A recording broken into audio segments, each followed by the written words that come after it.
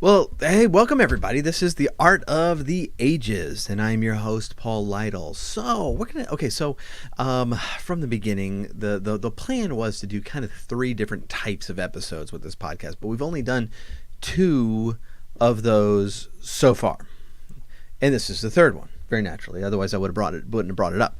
But we wanted to talk about the kind of the why of writing, which is kind of the philosophy and theology behind it, and the how, which is just practical tips and kind of discussion on how to do certain things along the way. But there's also this type of episode where I want to kind of get down and dirty with something like real, something tangible, something a lot of times that I'm working on, and dig into it and figure out like what needs to happen and how I approach certain things like this. And so these are what I would be calling workshop episodes. And I wanted to start off. We're going to talk about something that I'm working on currently. But I actually wanted to start off talking about the Train song "Drops of Jupiter." And I'm going to criticize it just slightly, which is kind of a shame because I think it's a darn near perfect song in every way. And in ways that modern songs are not normally good, specifically like lyrics. The lyrics to this song are very good, but there's one part that just drives me crazy. And I'm going to tell you why. So we're going to jump over, for those who are watching on YouTube, we're going to be able to see the lyrics here. Let me see if I can zoom in a little bit. Yeah. All right. So for those who are listening on the podcast, we're certainly going to read these, and I want to skip all the stuff that's good, because what's the point in that? That we're not doing a workshop on stuff that's good. But toward the end of the song, and there's this constant theme in the song, that of space terms, space ideas of space travel and that sort of thing, and the phrase Milky Way is said just a couple of times in the first, I would say, about 2/3 of the song, and both in the same place, just in the chorus. But when we're getting back toward the end of the song, they shift it a little bit. They say Milky Way in its normal spot, but they follow it right away with, again, Milky Way. And so for those who are familiar with the song, I'm not gonna play it here. If you don't know the song, it's a great song. It's a ridiculously good song and very worth listening to. And I hope that me pointing this out is not going to ruin the song for you. But and tell me, did you sail across the sun? Did you make it to the Milky Way to see the lights all faded and that heaven is overrated? Tell me, did you fall from a shooting? Oh, I skipped part. Let me back up. All right. Read the wrong spot. Tell me, did the wind sweep you off your feet? Did you finally get a chance to dance along the light of day and head back to the Milky Way? And tell me, did you sail across the sun? Did you make it to the Milky Way to see all the lights, see the lights all faded, and that heaven is overrated? So, what bothers me about this is that we're using the phrase Milky Way literally like 2 lines apart. So what I'm looking at right now does split it like 3 lines apart, but it separates the words "and tell me" into its own line, which it's only its own line because there's a musical pause there, but it's pretty short pause. And it's, obviously connected to the "tell me, did the wind sweep you off your feet?" or "tell me, did you sail across the sun?" These are clearly connected ideas, and if we're writing it out as poetry, I don't mind writing it that way because there is a musical pause there, but it could very easily be written the other way. And so we have Milky Way repeated very, very close to one another in the lyrics and in the song. A lot of these lyrics are very, very rapid, and they come very close to one another. So why does that bother me? I mean, there's okay, the phrase "did you" in the same section occur 3 times. Tell me, of course, repeats twice. There are some phrases that are recycled and repeated and paralleled here, and I think a lot. I mean, I would prefer seeing this as parallel. So, the first line of this section is "but tell me" or "and tell me," and then the next line is "did you."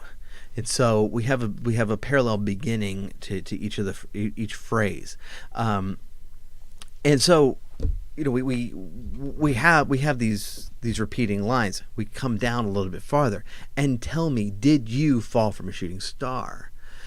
And so this is like our third recycling of this repetition. So why is it that Milky Way bothers me so much? In a lot of ways, it lends itself to poetry. The Milky Way is just two perfect I ams, in poetical terms. It's unstressed, stress, unstressed, stress. The Milky Way. And so it fits really nicely into the rhythm of the song. And so that's very attractive to the poet, to the lyricist, because it's going to flow very, very nicely. But Milky Way is such a particular phrase, and it stands out so much. Where when you're using very common phrases and very common words, and tell me, it passes over our consciousness very much easier. And so when you repeat it again and again, it's not as noticeable. But the second issue is when we say and tell me, we're using it as parallels. That's how these lines begin. And tell me, da da da. Did you, da da da. So though they work within the form, but Milky Way does not. So in the previous choruses, Milky Way always ends one of the longer phrases, and it does that again in this chorus. But then it finds its way into the middle. Did you make it to the Milky Way to see? All right, so it's in the middle of the sentence. And so it's in a place we're not expecting it, and it's a very, very particular phrase that stands out very dramatically. And for those who've heard the song, a lot of the lyrics are going by so fast you don't catch most of them. Even other particular words like Jupiter, when not used in the phrase, drops of Jupiter, because that's the title of the song. I think no, it was Venus that I was thinking of. And tell me, did Venus blow your mind? That's a particular word and not one that we normally hear in poetry, but it goes by so quickly and it flows so nicely that you barely notice it. But Milky Way, it kind of has that punch to it that really stands out, and putting it so close together just drives me crazy. And this is something that I think that happens a lot when we're writing. That especially with words on the page, we have the added issue of sometimes, just the shape of the word stands out, and when we clump too many of that same word together, it really stands out. I found early on that I can begin several sentences in a row with the same like pronoun, like I or he. But if I start several paragraphs in a row of it, it stands out. You won't notice it when you're listening to it, but you'll notice it when you're reading it. And that's something that the whole reason I brought this up is that that's something that I was working on earlier today, and I wanted to share with you on just how I'm recognizing the problem and how I'm kind of working my way around it. So this is a story that I'm working on for kind of my other podcast project, which is a gaming podcast. So you're going to notice some stuff in here that's dealing with like a Legend of Zelda game, but that it still works for us. So So this is part of the paragraph that I was working on. I've cut away the rest of it because it's just not important to us. But so this is the original, and there's a lot of stuff in here that I changed that I think works better in a newer version. But just quickly, the studio is right by Sick Kid's house, which is how we always explain it, even though Sick Kid hasn't been sick in years. He also has parents too, and they certainly have easily identifiable qualities themselves that would make for good identifiers for their house. But the simple act of him loaning his bug net to Link while he was stuck in bed forever dubbed the house Sick Kid's house, and remains so to this day. All right, so what's the problem here? The problem is I have within about 10 words of each other identifiable and identifiers. Now, it's not the same word, but it's obviously the same root. And they're not very passive words when you're reading or when you're speaking or when you're hearing, like the other words that are repeated. They, have, that, he, also, whatever the case may be. These are things we pass over. That identifiers and identifiable are big clunky words that are going to draw attention to themselves, and so I don't like them so close together. Now the problem here is, and this is kind of why I brought it up, is because I really like the phrase at the beginning, easily identifiable, but good identifiers at the end of the phrase is one that I think has a weight to it that I don't want to lose, and I'm not going to be able to keep both of them. And so this comes to the point as a writer where you have to try it out both ways. You have to try the sentence out both ways, getting rid of one, getting rid of the other, and figure out which one's strongest. So the individual phrases might not actually be as strong anymore, but the whole of the sentence, the whole of the statement, the whole of the thought is better. And so that's exactly what I did. Now I did a little other cleaning up on this. The sentence is really long. It's really long. Let me just click on it. So okay, so this sentence, is it going to tell me? Okay, so the sentence is 53 words long. That's pretty long for a sentence. I tend to write in longer sentences myself because a lot of times what I'm writing is like epic fantasy stuff that lends itself to longer sentences, but still, you kind of lose the point in this. So I'm going to scroll the end result here, and you can tell it's even actually a little longer, and the reason it's longer is because I split up that big sentence into two smaller ones, but in doing so I had to throw in there a new subject and verb. So I cleaned this up a bit, and I just realized he also has parents too. I have not done the final draft on this. We'll just delete one of those. So he also has parents, and they certainly have unique qualities themselves that would make for good identifiers for their home, but that didn't matter, period.